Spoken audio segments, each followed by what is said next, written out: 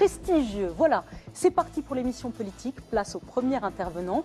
Je vais donc vous demander tous les quatre de rentrer dans vos loges. Jean-Luc Mélenchon, on vous garde pour le premier entretien. Dans un instant, nos questions, mais d'abord votre carte d'identité en quelques chiffres préparée par Guillaume Daret. Il marche comment votre truc ? Jean-Luc Mélenchon, 66 ans, leader de la France Insoumise, un peu plus de 7 millions de voix lors du premier tour de la présidentielle. Il se veut l'opposant numéro 1 à Emmanuel Macron. A-t-il réussi?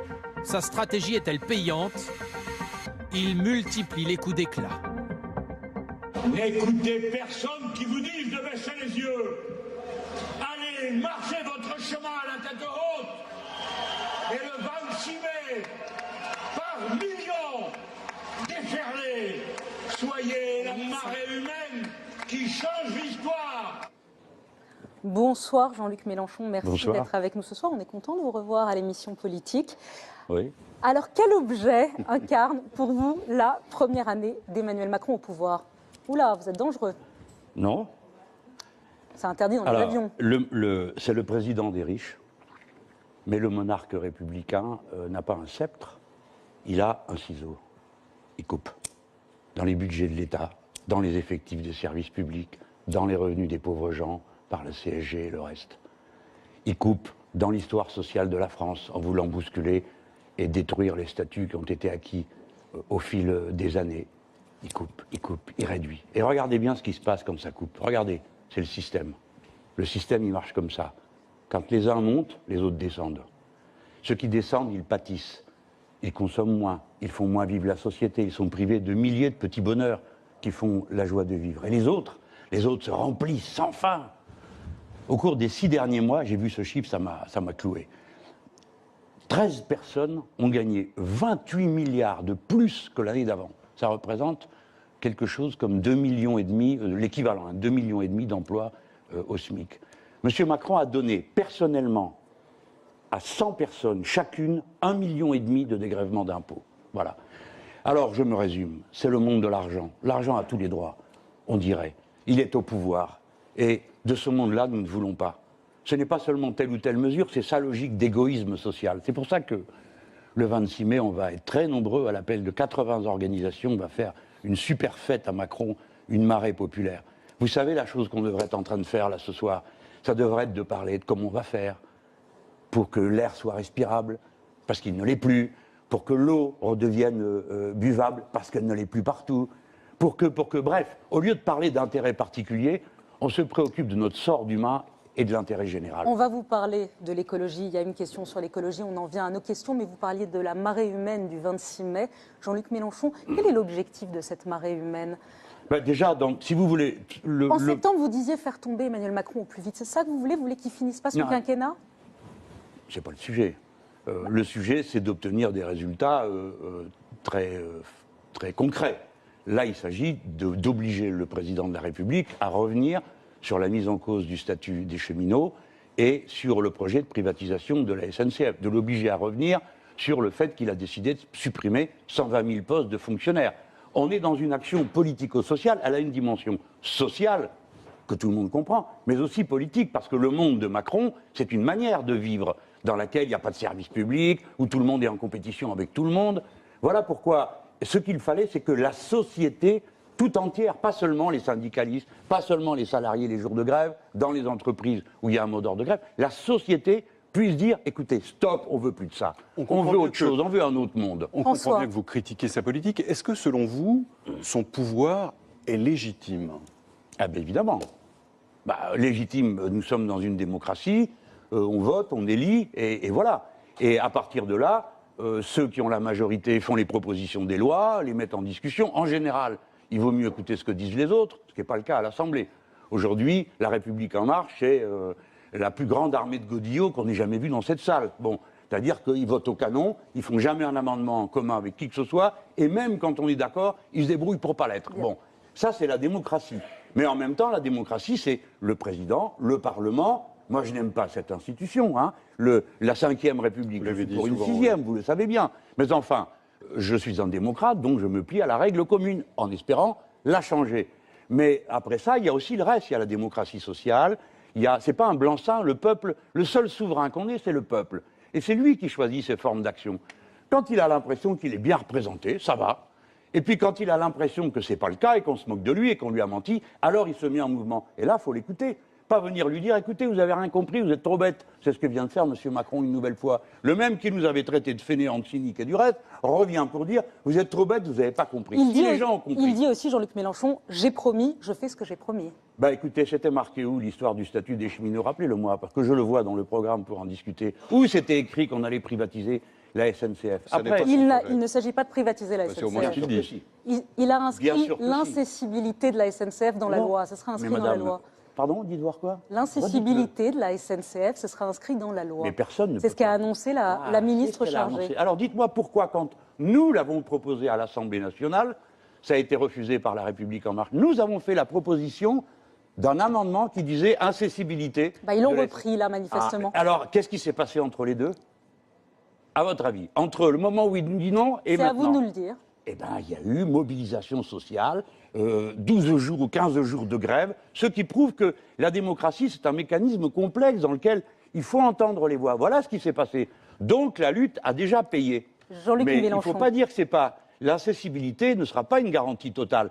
Parce que Gaz de France, c'est pareil, on nous avait dit, ah ben on ne cédera pas. Oui, très bien, on a trouvé un truc plus malin. Ils l'ont collé avec Suez, si bien qu'aujourd'hui, vous êtes tous marrons, parce que ça vous coûte 36% de plus le gaz, et l'entreprise française qui distribue le plus de bénéfices de ses profits en dividendes, c'est cette entreprise-là. Autrement dit, vous payez tous une dépense contrainte pour remplir les poches de ces gens-là. Vous aviez le même service avant. La différence, c'est que vous raquez pour eux. Jean-Luc Mélenchon, l'actualité internationale nous rattrape cette semaine. Emmanuel Macron s'oppose à Donald Trump au Proche-Orient. Il a critiqué le transfert de l'ambassade américaine à Jérusalem et il a condamné la décision américaine de sortir de l'accord historique avec l'Iran. Emmanuel Macron a-t-il raison? La France a-t-elle la bonne stratégie face aux États-Unis? Alors, si c'est une stratégie, on est content de la prendre de votre bouche, mais parce que ça ne tient pas debout. Comment peut-on à la fois dire « je ne veux pas qu'il y ait l'ambassade des États-Unis à Jérusalem », pour quelle raison? Parce qu'il y a une décision de l'ONU, on est d'accord? Bon, mais s'il y a une décision de l'ONU, elle s'applique dans tous les cas. Et dans le cas de M. Trump, il commence par dire « je ne suis pas d'accord avec les sanctions ». Mais le problème, il ne faut pas le prendre par ce bout-là, il faut le prendre par l'autre bout, c'est-à-dire de quel droit les États-Unis d'Amérique rompent un accord mondial qui avait été validé par le Conseil de sécurité de l'ONU. Lui tout seul décide « ah ben nous on ne veut pas ». Et c'est pas tout. Et qu'est-ce qu'on fait quand il décide ça, Donald Trump? Une petite seconde, parce qu'il faut que les gens entendent bien. Et les États-Unis ont décidé qu'ils avaient un pouvoir d'extraterritorialité, si bien qu'aucune entreprise n'a le droit de faire du commerce avec l'Iran, sinon elle se fait taper par les États-Unis. Qu'est-ce que vous en pensez? C'est inacceptable. Qu'est-ce que vous en pensez de ça? C'est inacceptable. Donc, nous sommes un peuple souverain. Nous n'irons pas demander aux États-Unis d'Amérique ce qu'on a le droit de vendre, ce qu'on a le droit d'acheter, ce qu'on a le droit de produire. Qu'est-ce qu'on peut faire, M. Mélenchon, pour lutter contre cela? Justement, on commence par le commencement. On retourne devant le Conseil de sécurité et on dit, écoutez, qu'est-ce qui se passe?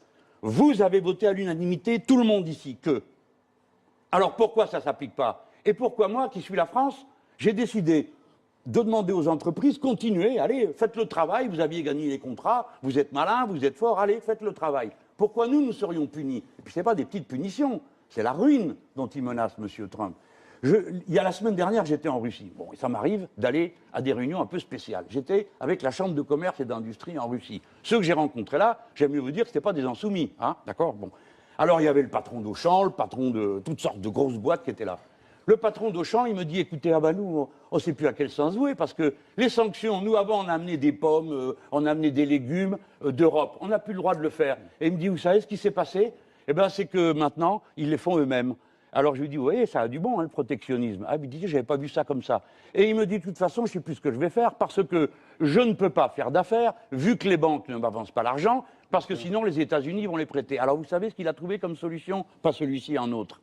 Eh bien, il dit, on va aller voir les banques chinoises. Alors, c'est une histoire de fou, cette affaire. Il n'y a que nous qui y perdons.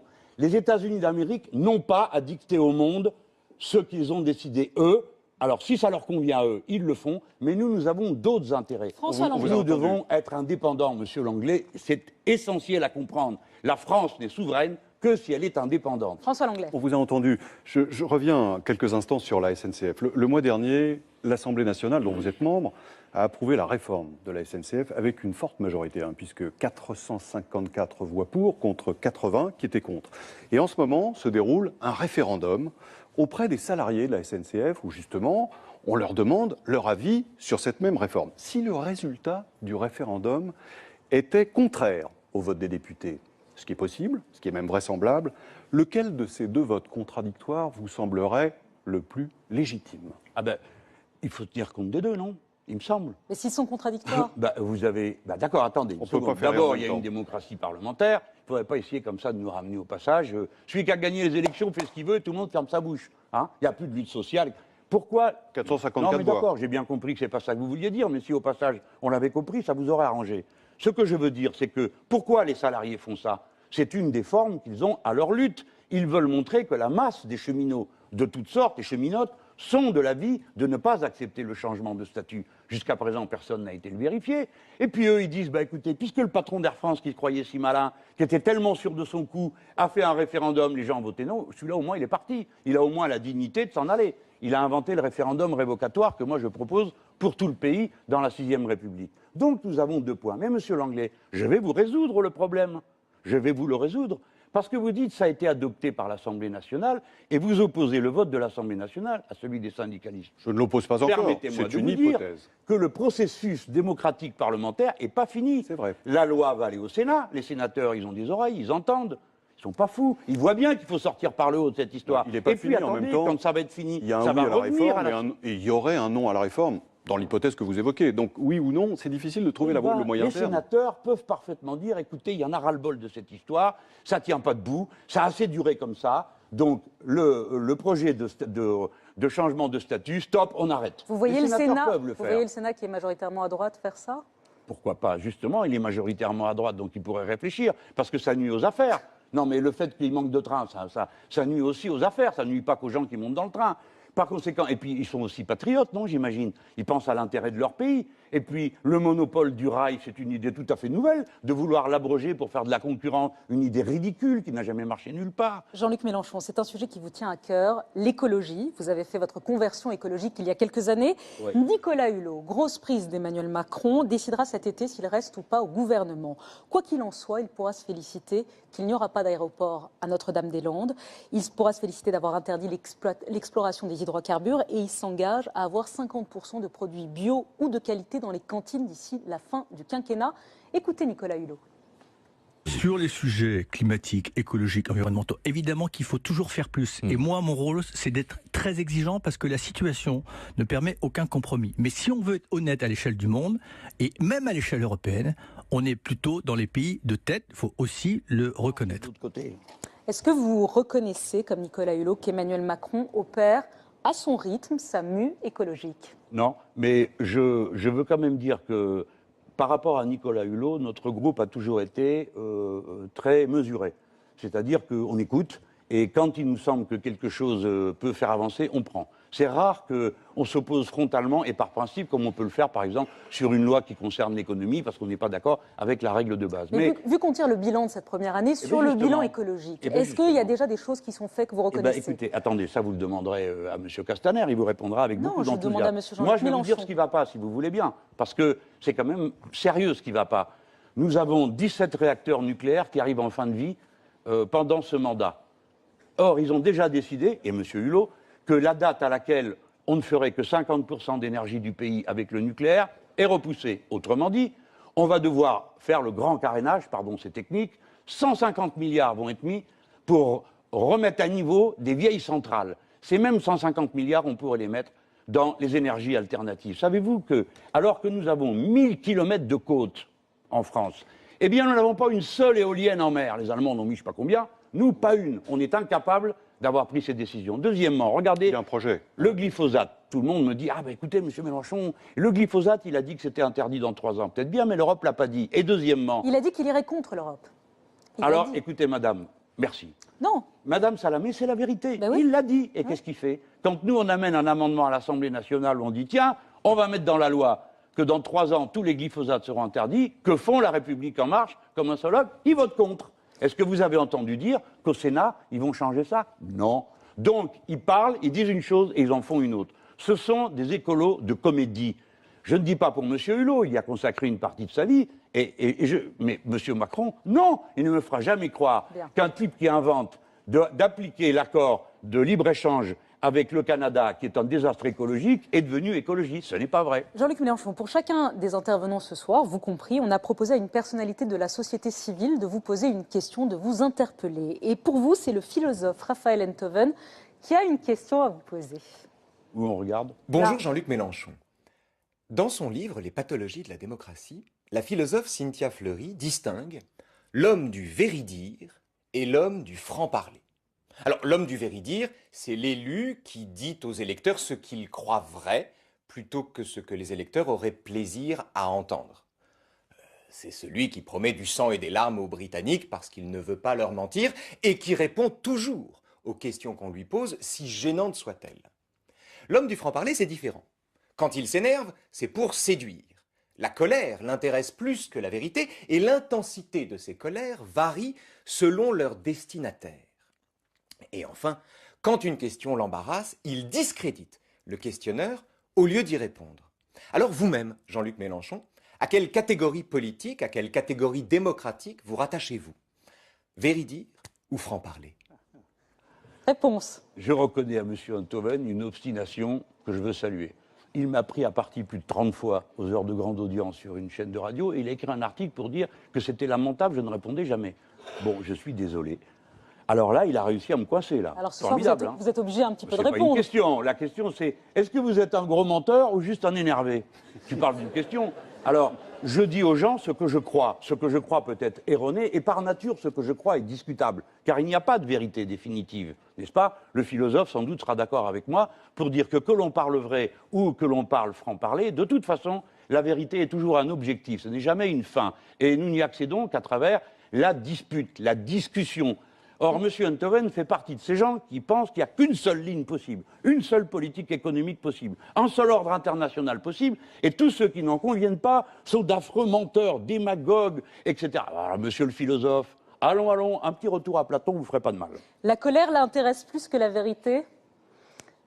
Mais non, mais la colère, c'est pas vrai. La vérité peut être une vérité qui vous met en colère, parce que vous vous dites on a les moyens de régler. Moi, par exemple, ça me met en colère de voir des gens se remplir les poches qui ne savent même pas quoi en faire, n'est-ce pas? Sinon, en faire d'État encore plus gros, pendant que d'autres pâtissent et misèrent. C'est une vérité des chiffres. 67% sont donnés en dividendes, 27% est donné en investissement. Je me dis, mais quel gâchis! Alors je suis en colère. Mais c'est une vérité, ce n'est pas une invention. Jean-Luc Mélenchon, c'est presque fini. Ça va vite. Vous disposez, comme chacun des chefs de parti qui vont succéder ce soir, d'une carte blanche. Un thème qui vous tient à cœur et que vous voulez mettre en lumière ce soir. Vous avez 2 minutes. Quelle est votre carte blanche? Bon, j'ai dit à tout le monde que je comptais sur tout le monde le 26 mai, donc c'est fait. Je le redis une deuxième fois, comme ça c'est fait 2 fois. Mais le sujet dont... Je sais que ce n'est pas un sujet populaire, ça excite pas les foules, mais je demande qu'on y réfléchisse. Le monde est quasi continuellement au bord de la possibilité d'une guerre généralisée. Nous y sommes passés à 2 doigts, à plusieurs reprises.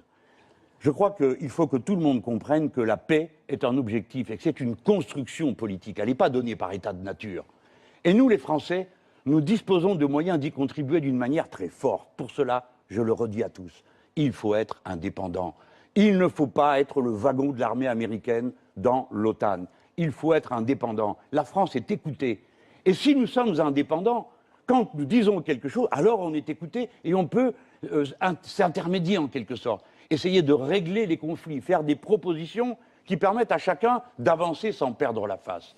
La paix est en danger en Europe. Est-ce que les Français savent qu'ils ont 30 000 hommes hors des frontières militaires? Est-ce que vous savez que nous avons un escadron de chars, que nous avons 100 aviateurs, que nous avons 300 militaires à la frontière de la Russie, dans une opération dite de réassurance de l'OTAN? Nous ne devons pas mettre le doigt dans cet engrenage. Merci beaucoup, Jean-Luc Mélenchon. Merci d'avoir été avec nous. C'était votre carte blanche. Maintenant que vous êtes converti au football, vous allez regarder l'équipe de France? Je ne suis pas converti au football, je suis converti à l'OM, ce qui n'est pas pareil parce que c'est plus que du football. Vous avez été déçu hier soir. Ouais, Merci beaucoup. On va vous laisser repartir par la porte derrière, si vous oui voulez bien. Et avec vous, François,